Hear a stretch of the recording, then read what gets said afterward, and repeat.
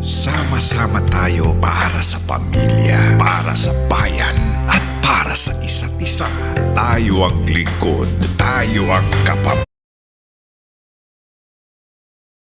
Sa ulo ng ating mga nagbabagang balita. Minimum ng pasay sa jeep pinatataas sa 12 piso sa ikapitong linggong may oil price hike. Patay sa Cebu landslide, umabot na sa 56. Sa poll sa CCTV, tricycle na hit and run ng kotse, 5 sugatan. AFP kinumpirma ang pakikipagsabwatan ng ilang grupo para patasikin si Pangulong Duterte. At eyeball nina Shawi at Gabby hindi natuloy. Reunion movie, may pag-asa pa ba?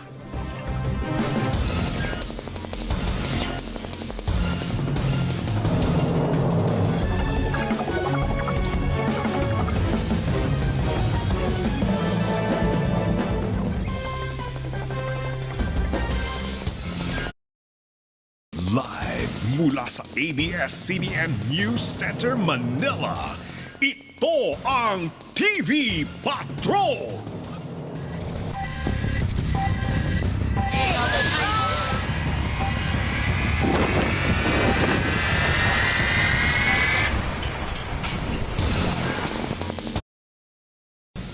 Balita naman po sa ibang bansa sa Indonesia, humingi ng paumanhin ang Indonesian Police matapos tumanggap ng mga batikos kaugnay ng kumalat na video online ng kanilang paraan ng interrogation sa isang suspect.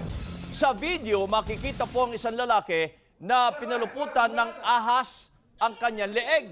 At ayon sa report, suspect o mano ang lalaki sa pagnanakaw ng